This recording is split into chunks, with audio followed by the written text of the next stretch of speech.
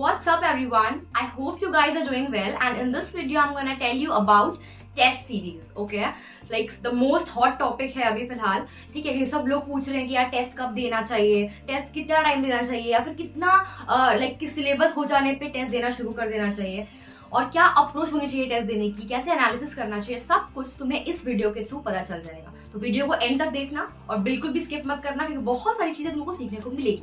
Okay, so let's get started. तो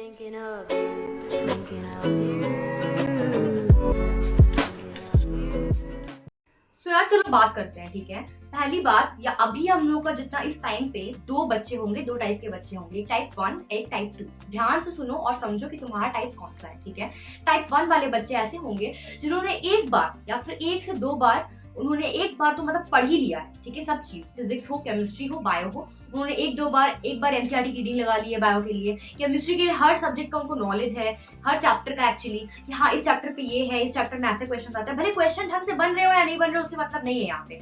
इससे मतलब है कि तुमने चैप्टर एक बार पढ़ लिया है. ठीक है, और जो ड्रॉपर्स होंगे उन्होंने तो चैप्टर पढ़ ही रखा है. ठीक है, सारे. तो बहुत लोग टाइप 1 में आएंगे. ठीक है, और एक है टाइप 2 वाले बच्चे जो अभी बोर्ड्स के साथ प्रिपरेशन कर रहे हैं. ठीक है, या फिर उन्होंने ढंग से क्लास 11 पढ़ाई नहीं है, जो एकदम फ्रेशर्स टाइप के हैं, या फिर उन्होंने कभी पढ़ाई नहीं है कुछ भी, उनको चैप्टर्स ही नहीं पता है क्लास 11 में. वो लोग होते हैं टाइप 2 वाले बच्चे. तो प्लीज तुम लोग अपने आप को टाइप 2 में कंसिडर मत करो. अगर तुम ड्रॉपर हो, अगर तुमको पता है कि एग्जैक्टली चैप्टर्स क्या क्या है, चैप्टर में क्या क्या आता है, भले क्वेश्चन होते हैं कि नहीं होते उससे मतलब नहीं है मुझे, तुमको कंटेंट पता है चैप्टर का, ये है ना, तो तुम टाइप 1 में आ जाओ. ठीक है, तो मैं टाइप 1 वाले की बात कर लेते हैं. देखो, तुम्हारा सब्जेक्ट, तुम्हारा चैप्टर कंप्लीट हो गया है. ठीक है, तुम्हारा सब्जेक्ट नॉलेज तुम्हारे पास है, जो चीज एक इंसान को टेस्ट देने के लिए चाहिए होती है. तो तुम्हें अपना टेस्ट सीरीज देना शुरू कर देना चाहिए. मेरे हिसाब से तुम्हें अब टेस्ट सीरीज स्टार्ट कर देना चाहिए. तुम्हें दो टाइप का टेस्ट लेना है यूजुअली. ठीक है, मैं बताऊंगी एग्जैक्टली क्या किया था मैंने, पहले जान लो. एक होगा तुम्हारा ऑनलाइन टेस्ट सीरीज, और हफ्ते में एक बार तुम्हें ऑफलाइन टेस्ट सीरीज जरूर देना है.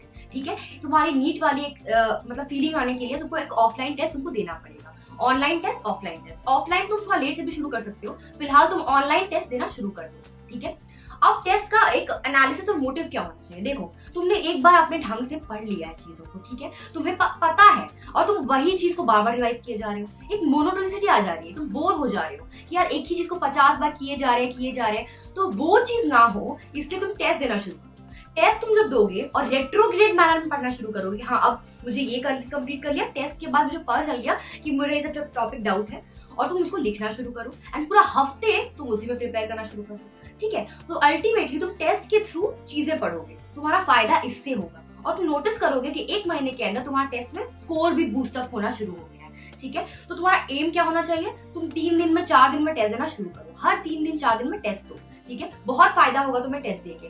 अगर तुम्हारा सिलेबस बहुत हद तक खत्म हो चुका है और तुम बहुत बार रिवाइज कर चुके हो, तो कुछ नया पढ़ने के बजाय तुम टेस्ट दो. जितना टेस्ट दोगे और टेस्ट से सीखोगे, उतना तुम कोई बुक से नहीं सीख पाओगे इस टाइम पे, है ना. तो टेस्ट देना शुरू करो, हर 2 दिन में टेस्ट दो, ऑल्टरनेट डे टेस्ट दो. तुम्हारा कंप्लीट हो चुका है सब कुछ.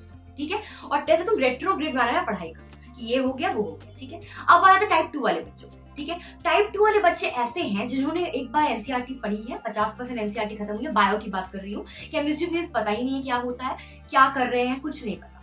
तो उन लोगों के लिए क्या करना है, उन लोगों को करना है सबसे पहले बायो खत्म. सबसे पहले क्या करना है, बायो खत्म. देखो यार, तुम लोग के पास ऑलरेडी बहुत स्ट्रेस है. ठीक है, तुम लोग 2 काम कर सकते हो, या तो तुम रो बैठ के, आप तो नीट होने वाला नहीं है, नेक्स्ट के प्रिपरेशन करना कर दो, 2024 के प्रिपरेशन शुरू कर दो, या तो 2023 के लिए लड़ो, है ना. 2023 के लिए अभी भी लड़ सकते हो, अभी भी तुम्हारे पास टाइम है. ठीक है, तुम लोग क्या करोगे, तुम लोग बायो पहले खत्म करो. 10 डेज जो है, 10 दिन या 15 दिन या 20 दिन के तक पहले बायो खत्म करो. कोशिश करो कि बायो जल्द से जल्द एक बार एक रीडिंग लगा ले एनसीईआरटी की. सिर्फ एक रीडिंग की बात कर रही हूँ मैं. ठीक है, उसके बाद तुम क्या करो, तुम अब टेस्ट देना शुरू करो. हाँ, टेस्ट कैसे देंगे, कुछ तो पता ही नहीं केमिस्ट्री फिजिक्स. बिल्कुल ठीक है, कोई बात नहीं. तुम ऑनलाइन टेस्ट दो, बट तुम उसमें सिर्फ बायो अटेम्प्ट करो. ठीक है, तुम मॉक टेस्ट दो, बट तुम उसमें सिर्फ बायो अटेम्प्ट करो. तुम फिजिक्स केमिस्ट्री नहीं जान रहे, तुम फिजिक्स केमिस्ट्री मत करो. ठीक है, तुम हफ्ते में लाइक कम से कम दो टेस्ट दो. ठीक है, हफ्ते में, और तुम सिर्फ बायो करो. अब तुम बोलोगे केमिस्ट्री कब पढ़ो. ठीक है, बायो तुम पढ़ चुके एक बार, तो तुमको तुम्हारा बायो जो होगा वो टेस्ट के थ्रू रेट्रोग्रेड मैनर में तैयार होना शुरू हो जाएगा पूरे बाकी के मंथ्स के लिए. ठीक है, और तुम केमिस्ट्री स्टार्ट कर दो पढ़ना. जैसे तुम बायो का टेस्ट देना शुरू किए ना, उसके बाद तुम केमिस्ट्री पढ़ना शुरू कर दो. केमिस्ट्री का टेस्ट नहीं देना है अभी, फिर केमिस्ट्री के 10-15 दिन दो. ठीक है, और तुम केमिस्ट्री को एक बार चैप्टर को, सब चैप्टर को एक बार ढंग से पढ़ो. जल्दी करना पड़ेगा, अभी टाइम नहीं है अपने पास. ठीक है। मैं फिजिकल केमिस्ट्री खत्म करा ही रही हूँ, ठीक है। तुम लोगों का तो ढंग से मैं सब कुछ करा दूंगी। केमिस्ट्री का चाप कम लो, ठीक है। और बायो भी तुम्हारा, सॉरी केमिस्ट्री का ऑर्गेनिक भी बहुत जल्दी खत्म हो जाएगा, ठीक है। तो हम लोग केमिस्ट्री कर रहे हैं, ठीक है। मैं अच्छे से कराना चाहती हूँ, फोकस के साथ और कॉन्सेप्ट के साथ। इससे थोड़ा टाइम लग रहा है ऑर्गेनिक में, बट बहुत अच्छे से होगा, ठीक है। तुम मास्टर कर लोगे ऑर्गेनिक केमिस्ट्री को, ठीक है। तुम क्या करो, तुम टेस्ट दो, ठीक है। तुम बायो का टेस्ट दे रहे हो, तुम कम से कम 20 दिन दो केमिस्ट्री को, और तुम केमिस्ट्री में लग जाओ। अब केमिस्ट्री का टेस्ट भी इंक्लूड कर लो, ठीक है। अब तुम लोग फिजिक्स कब दो, है ना। तो फिजिक्स तुम करो, साथ साथ में कंप्लीट करते जाओ।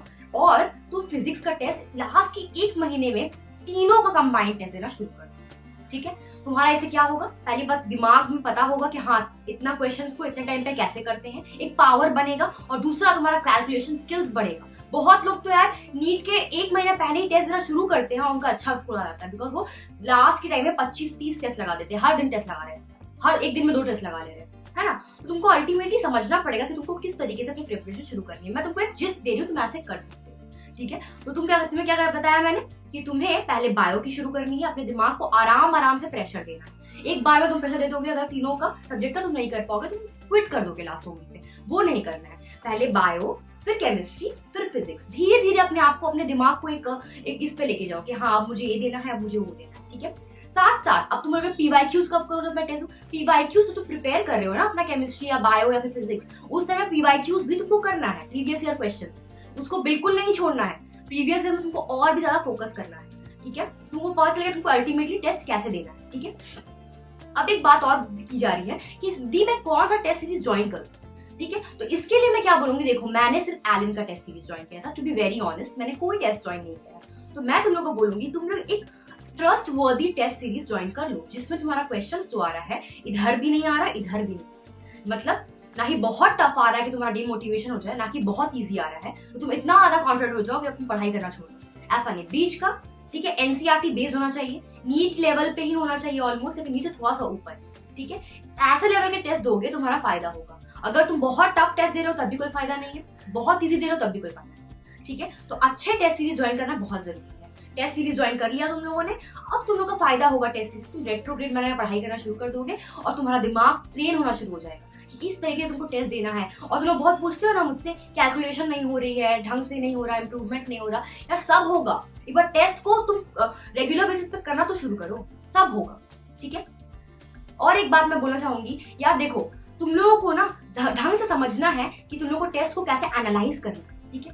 और टेस्ट को एनालाइज करने से तुम्हारा टेस्ट में मार्क्स बढ़ेगा, तुमको टेस्ट देने से मार्क्स नहीं बढ़ेगा, याद रखो। तो टेस्ट एनालिसिस पे एक अलग वीडियो आएगा कल या परसों में, तुम उसको जरूर देखना, बिकॉज टेस्ट एनालिसिस बहुत जरूरी है। मैंने लास्ट मोमेंट पे टेस्ट एनालिसिस करके ही अपना मार्क्स को बूस्ट किया था मॉक टेस्ट में। अगर मॉक टेस्ट में मार्क्स बूस्ट होते तो एक कॉन्फिडेंस आता है कि हाँ तो कुछ पढ़ रहे है ना। मॉक टेस्ट में 300-400 नंबर आएंगे तो क्या फायदा है ना।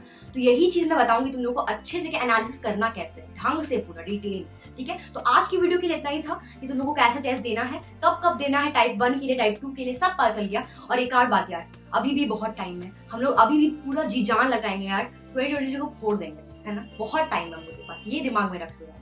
अपने आप अंदर बिलीफ रखो, तुम अभी भी टेस्ट के थ्रू ही ढंग से प्रिपेयर कर सकते हो और बहुत लोगों को पीछे छोड़ सकते हो अभी भी, है ना। तो अभी बहुत अच्छा करना है हम लोगों को, बिल्कुल हार नहीं माननी है और लग जाना है। Thank you so much.